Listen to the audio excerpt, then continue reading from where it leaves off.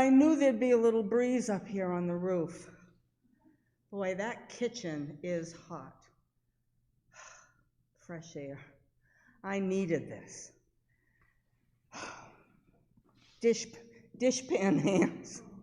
I've been up to my elbows in hot, soapy water. Once again, Martha slaves away in the kitchen, and who cares? Jesus came early again today. And wouldn't you know it, all the disciples came with him, every last one of them. How was I to know how many were coming, or even that they were coming? And of course they'd be staying to eat. They're all sitting there in the courtyard under our olive tree. My brother Lazarus is there too. How wonderful for him, sitting right next to Jesus. He's a man, and a man is supposed to learn. But my sister Mary, well, that's another story, lolling all around Jesus, sitting right at his feet, as close as she can get. Now really, is that even proper? Is it even fair?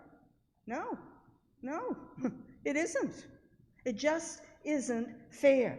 And besides, that leaves all the work to me, and that's definitely not fair. Mary's always been like that, as far back as I can remember. Braids grass and makes garlands while I'm picking berries. Once she made a garland of red poppies on my neck and put them right there while I was working. And of course I took them right off. But I did press one between two tablets. I still have it.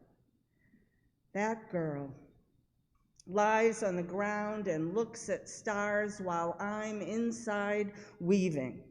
What can I do? Nothing, not a thing. Why, she's even learned to read.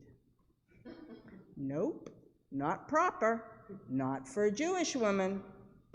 While she's just been sitting there, I've been to the market, not once, but twice. Then I got water from the Bethany well, 500 steps round trip, and in this heat yet, washed the vegetables, washed the fruit, got the rice cooking, lentils too, ground the flour, mixed up a huge batch of bread, still have to slice the fruits and vegetables, must get wine up from the cellar, probably need more water. I do, I'm sure I do. It's just work, while Mary loafs, and I have tried to change her. God knows I've tried. Over there, where the sun sets, is Jerusalem. Last week, Mary and I were there getting ready for the Feast of Tabernacles. We walked the 2 miles by footpath, the same path Jesus and the disciples take when they come here.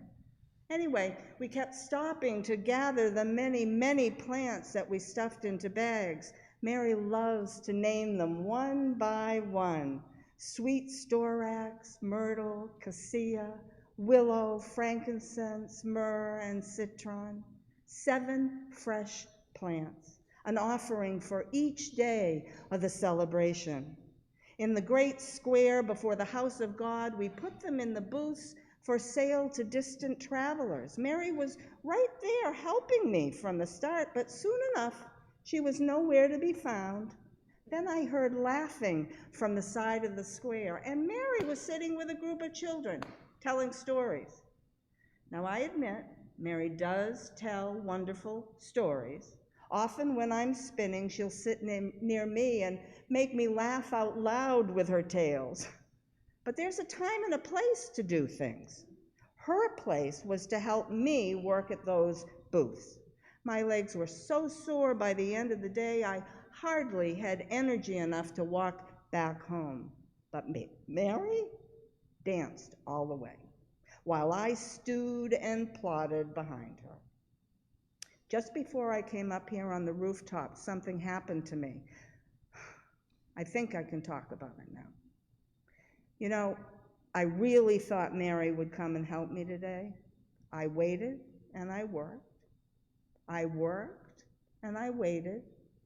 Then something in me just snapped. Has that ever happened to you? What do you call it?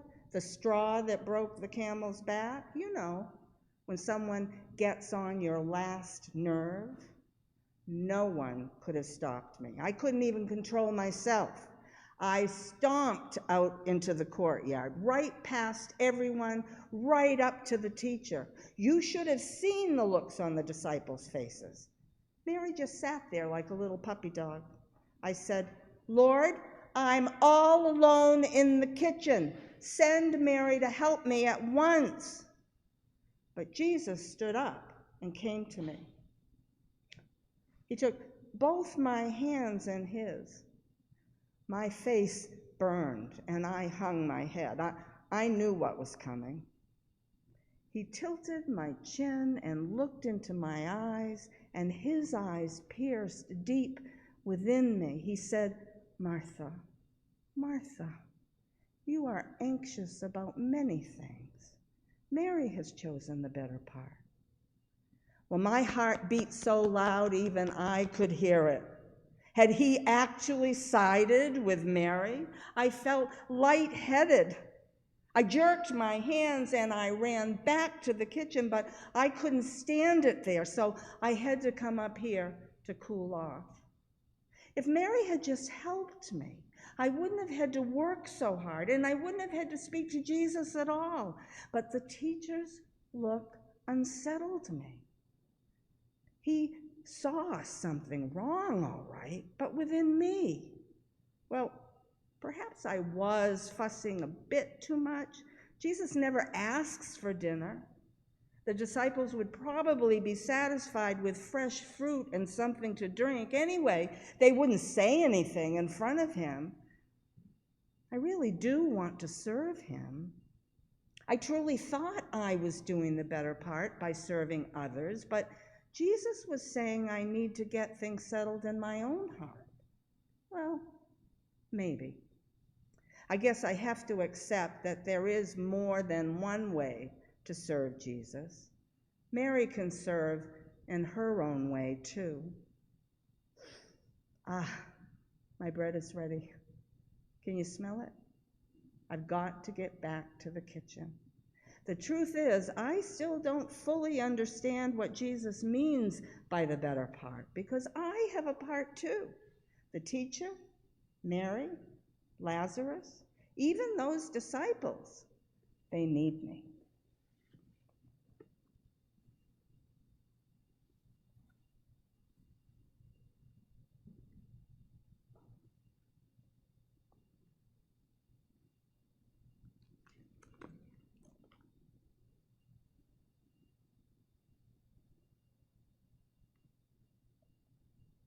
Martha, Lazarus, Martha. I don't see my brother or sister anywhere. Where have they gone so early? Probably both of them trying to avoid me. Lazarus must have gone to the field, and Martha's likely at the vegetable garden since our company ate up all the food yesterday. How wonderful that Jesus and his disciples came by. We never know when they will stop. We're only 2 miles from Jerusalem, so it's a perfect rest stop, and Jesus is always so glad to be here. He seems to feel at home, in a way. We consider his coming a privilege, even Martha.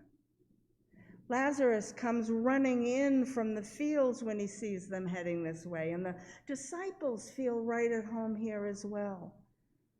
Now, not everyone likes to see that many hungry people at their doorstep, but as soon as Martha sees them coming, and as I greet the guests, the kitchen is clattering with her preparations.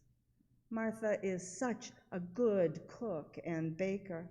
Nobody makes stone-ground bread the way she does, and the disciples love it. I do like to help her as much as I can, but it's always push, push, push, and no matter what I do, it's never enough, and it's never done right. You know anybody like that? But yesterday was an unforgettable experience. I love this spot under the olive tree in our courtyard. This is where Jesus teaches. When I sit here by myself, I can feel his lingering presence, and I remember things he says that stir my spirit. Since meeting Jesus, I will never be the same. Martha and Lazarus don't understand that I need this time to let the words of Jesus sink in and grow in me. I can appreciate what Martha does, but she can't understand why learning from Jesus is so important to me. Our kitchen door is right there, close enough for me to hear as much as I can of what Jesus says. I sit behind the door scraping carrots or slicing cucumbers while Martha bustles about slapping dough and shoveling bread into the stone oven that she's heated to perfection. She boils water for lentils and eggs. Then she washes carrots and celery and peels the onion. Her face turns red and sweat runs down her cheeks, and once in a while she lifts her apron and mops her face. Sometimes she bangs a huge pot on the stove, especially if I stop peeling to listen. It's Martha's way of scolding me. I always whisper, "Martha, why can't we listen too? Why can't we learn?"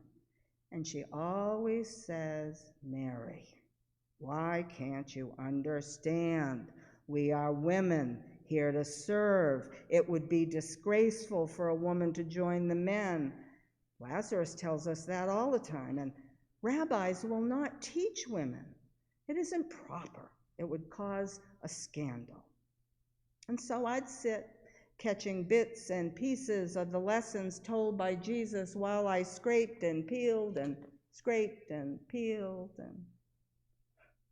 until yesterday. There I was, sitting by the door cutting carrots for the barley soup that Martha had bubbling on the stove, and one of the disciples asked Jesus about his story of the Good Samaritan. Lazarus hadn't heard it, so Jesus started to tell it again, and I was straining to hear.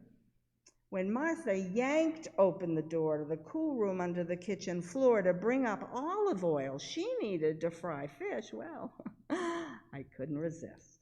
I tossed the carrots in the soup, wiped my hands on my apron, and stepped into the doorway. What a story Jesus told. A man had been knocked down by robbers. He lay on the road, alone, bleeding, half dead. Religious people, more than one of them, were too busy to help. I took a few steps closer because Jesus beckoned me to come. My eyes down, I walked toward him slowly. Oh, I could hear the disciples murmuring, and I could see Lazarus shake his head at me. But Jesus nodded for me to come, so I walked up to him, and he reached out his hand to have me sit at his feet. Well, nobody dared say a word. And Jesus picked up his story. A Samaritan, a social outcast, stopped to help. I was awed at the mercy of the God Jesus talked about. Then I saw Martha at the kitchen door with a broom in her hand and a stern look on her face. I started to get up, but Jesus put his hand on my shoulder and he went on with the story. Truth be told, I forgot all about Martha. But then all of a sudden she stood there, her face red, her veins bulging. She actually yelled at the teacher to send me back to the kitchen. She had so much to do, so much to do. And she was left to do it all by herself. The disciples nodded and whispered, agreeing with her. "Yes," they said, "send Mary back to help Martha where she belongs." I pulled my shawl over my face, my heart literally pounding. Jesus rose and took Martha's hands and said, "Martha, Martha, you are worried and upset about many things." Martha and Jesus stood there face to face. He said slowly, "Only one thing is needed, Martha, and Mary has chosen what is better, and it will not be taken from her." Can you imagine? Martha's face flared bright red. Wouldn't yours be? She pulled her hands away and walked into the house without another word. And Jesus turned to the disciples and said, "The lesson is this: like the Samaritan, you go and do likewise." Now, Martha is always doing things for people. So why would Jesus say, "I chose the better part" by sitting at his feet to listen? The teacher, the one I believe to be the Son of God, comes to my home, and I have the high privilege of learning from him. How could I miss that moment? Would you miss that moment? Yet Martha loves Jesus too, and her serving is her loving. But why does she get so anxious about it? Is she rushed by too many things? Couldn't she serve with more joy if she took some time to learn from Jesus? Martha's coming. Just look at her. Bent over with baskets of vegetables on her shoulders. Yesterday, Jesus said to his disciples, "Like the Samaritan, go and do likewise." Yes, I'm ready to serve joyfully. Sometimes that means one thing, and other times it may mean another. But it doesn't have to be either or, does it? Can't it be both and? "Martha, I'm coming. I'll help." I'm happy to help.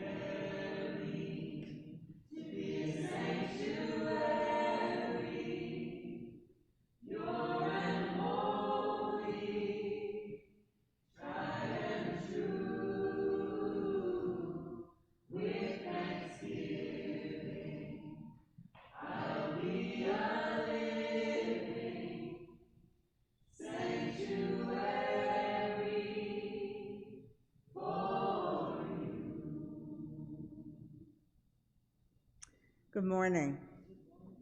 So you have heard my first-person monologues based upon my take of the familiar text that is also printed in your bulletin, or at least my take today. I'm not going to read the text again for you, but I do encourage you to refer back to it if you need to, as we do something a little bit different that Wendy mentioned earlier. Some of you may have been here last summer when we used Bibliodrama to explore the prodigal son and forgiving father text last year. For those of you who were not here that Sunday, I'll be introducing you to this contemporary form of midrash, which is a conversation with the scriptures that's been going on for thousands of years in both oral and written form. It's a long tradition of commentary, storytelling, and imaginative interpretation of the Bible. It fills in the gaps and the silent spaces of words that were unsaid, sometimes by characters unnamed. It looks at contradictions and inconsistencies in the text, and it weaves in applications to our lives today. One definition of midrash is this: that the Bible is black fire written on white fire. Black fire is the text, and that's fixed, or as fixed as it can be in our English interpretation of the original Greek. White fire is the space around the text that is forever changing and providing opportunities for new encounters. Bibliodrama happens in those open spaces. Black fire, the black letters, provides the boundaries around the spaces. But together, they have the potential to illuminate a truth far greater than either might alone. Bibliodrama will help us elicit the voices and experiences of people hidden or buried in the text, and they become a way to explore our own conflicts and concerns today. So this is a game of role-playing, and it's played by invitation, and you are all invited, but not required to play, but if you don't, this is going to go really quickly. Even those who never say a word can become profoundly involved in this new way of exploring the scriptures. And I hope you will be comfortable enough to join in, but please don't feel like you have to. I may look around searching for those who look like they might be ready to speak, and I may look at you in a way that is encouraging, but don't feel like you have to participate until you are ready. Reverend Wendy will keep an eye on those of you who are joining us virtually, and when you would like to speak, just raise your hand or put something in the chat, and she will let me know to call on you, or she will repeat what you would like to say if that is easier. So how do we do it? Well, first remember there are no right or wrong answers. As we look at this text, I will invite you to imagine yourself in the role of the character and speak as the first person as that character. When you speak, speak loudly and clearly, but I'll echo you or ask a question in order to increase our understanding and to make sure that everyone can hear. If I misunderstand, though, and take you in a direction you didn't intend to go, please let me know, because that's not my purpose. My purpose is for us to tell the story as if it were our own, because in a very real sense, it often is. I will read a verse or two of the scripture and then invite you into a particular role. Martha, Mary, Lazarus, perhaps even an unnamed disciple or family member. I encourage you to let your imagination soar as we allow ourselves to be surprised anew by the gospel message. With this fresh approach to this morning's familiar scripture story, it's my hope that we can all, Marys and Marthas alike, gender notwithstanding, deepen our faith, strengthen our service, and do both with less stress and more joy. So I'm going to start with verse 38. As Jesus and the disciples continued on their way to Jerusalem, they came to a certain village where a woman named Martha welcomed him into her home. So Jesus is this family's rabbi, teacher, and friend. In the weeks before this rest stop, he has been preaching, teaching, performing miracles, calling disciples, and appointing apostles. He has spent 40 days in the wilderness, traveled throughout Galilee, Judea, Jerusalem, Tyre, Sidon, Nain, Gerasenes, I never know how to pronounce that, I think that's it, Gerasenes, and Samaria, and has even told them all of his impending death and resurrection. So with that as a background, you are Martha. Jesus is coming for dinner. As the older sister and mistress of this house, what are you thinking as you prepare for his arrival? Any Marthas out there? Yes. I'm really glad to see you. This is just such an honor for you to be in our house. You are so glad to see him, and you really see it as an honor for him to come to your home.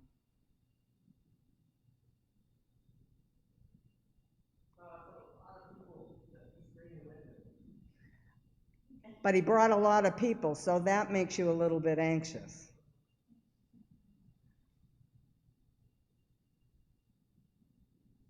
That's okay. My sister will help. Your hope wanes or increases. You believe your sister will help, even though there have been challenges in the past, maybe. Oh my goodness, will there be enough food? Not sure I have to repeat that. You do wonder if there's enough food, because is there ever enough food, or is there always enough food?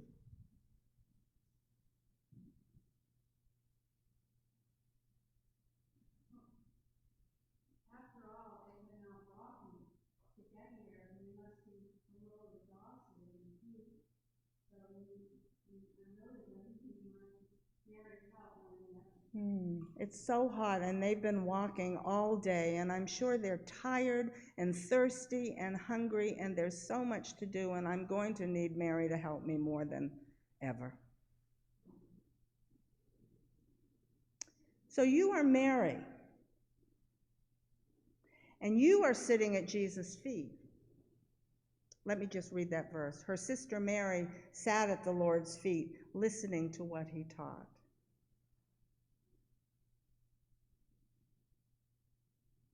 You are Mary. You are sitting at Jesus' feet listening to him, yet you are very aware of Martha in the kitchen banging and clanging her pots as she cooks and serves for the guests. What's going through your mind as your attention is pulled back and forth from one to the other? Or you are Martha, and you see Mary sitting at Jesus' feet when you need her help in the kitchen. What are you thinking about that? Mary, Martha? Kathleen's got something in the chat. As Martha, she wonders, what would happen if I just let them be? What would happen if I didn't serve them? What would happen if I just made myself like Mary and Lazarus and the disciples and sat down and listened? What would happen? What would happen? Martha out there, what do you think would happen if you did that? If you just sat and didn't do the cooking, didn't do the serving, for even a brief time? Today's my failure as a woman. That's what I'm made for, to cook and clean and take care of babies. That's been my role my whole life. It has been drilled into me by my parents, by the rabbis, by my brother. That's all I know how to be. I'll be the talk of the town. I'll never hear the end of it, and it would shame our family.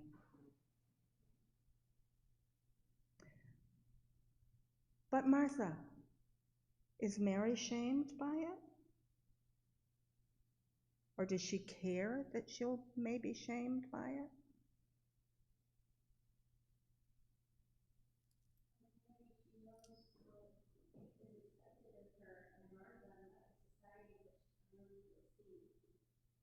Could you just say that a little louder, please? I'm sorry.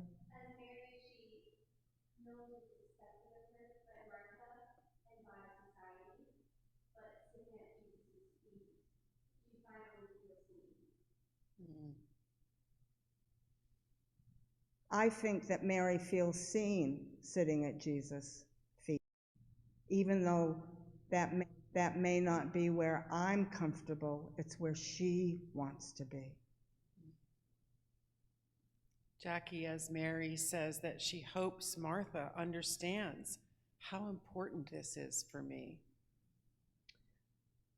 I really want Martha to know that this is where I'm called to be and what I'm called to do. It may not be her calling, but it is mine. And Shelley from the chat is Mary. And she knows that I know that Jesus welcomes children to come to him, so why not me as a woman? Can I be Martha's ears and just later give her what Jesus said? After all, I'm not that useful in the kitchen. Hey, maybe Lazarus can help Martha this time. Yeah, let's give our beloved brother a little ability here. Yeah. And I wonder how Lazarus really feels about this. I see him shaking his head at me and agreeing that I should go back to the kitchen. But Lazarus, are you out there? Lazarus, where do you fall? Do you serve and sit at Jesus' feet? Yes.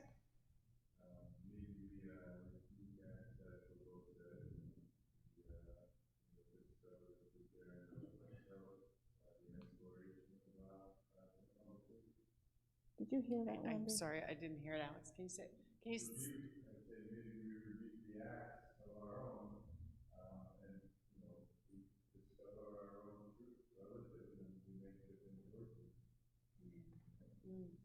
And you're speaking as Lazarus. As a member of this household, I observe that we all make different choices. We all have different callings. We all must find our own truth.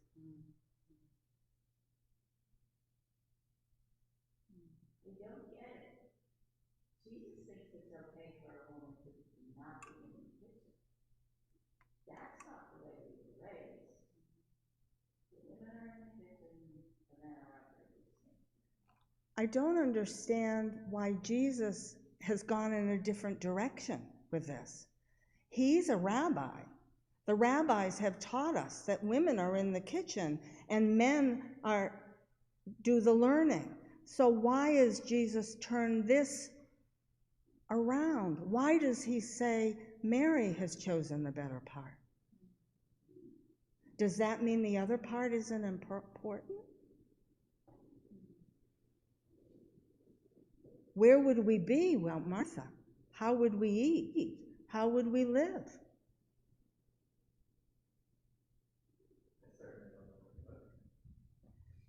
I don't know how to cook. I would starve. Pick the berries, maybe.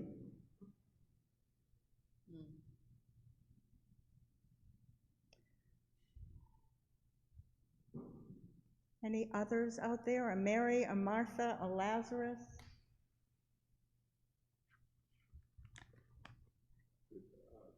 I don't see why Martha had to make such an elaborate dinner, and then I wasn't in on this, she was just expecting me to go and help her. So you're Mary? Yes. Yeah, okay.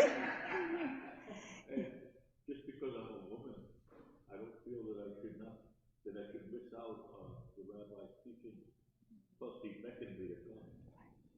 Children are able to sit at his feet and learn from him. He didn't ask for all of these elaborate meal preparation and all of that. As Mary mentioned, a cool drink, some fruit, as Martha mentioned, a cool drink, some fruit would have been enough, and then maybe Martha could have joined us.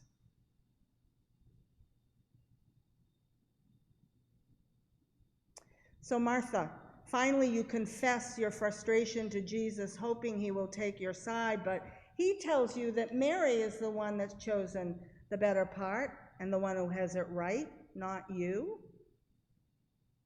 So what do you think about that? What do you feel? Does it cause you to reconsider at all?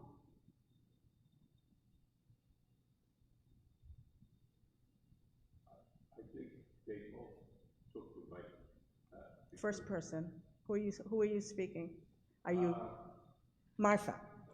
Okay, yeah, all right. Martha, I went in and I decided to cook this elaborate meal because there were so many people and they all needed to be fed. I think I did the right thing. I think I did the right thing. I guess I have to wonder if there's one right thing. Maybe Mary did the right thing for her. Yeah. Maybe. For themselves. Yeah. That's the way that's the way they made. Yeah. So we'll take a breath now, step out of the Bibliodrama a bit, and I will ask you, are you a Mary or a Martha, and why? Think about or Lazarus. How can we be more of a Mary in a Martha world? How can we balance ourselves between the two? What do you need more of in your life? Are you a Martha? Do you busy yourself with so much committee or other worthy volunteer work that you don't find time to participate in a faith-deepening study or other spiritual development? Are you a Mary? Are you more comfortable in prayer and Bible study and reading inspirational literature? Are you mostly alone, even when you are in worship? Is your faith deep, yet you rarely share it with anyone else out loud? Are you a Mary in your heart, but your hands belong to Martha? You don't take the time to stop, ever? Do you ever wonder if you may be uncomfortable, even a little afraid of what you may hear our still speaking God saying to you? Nothing too heavy, just some thoughts to ponder in the coming days. We will each answer those questions and others differently for ourselves. One of my favorite quotes is from author and fellow of the Jesus Seminar, Karen Armstrong, who said, "Religion is at its best when it asks questions."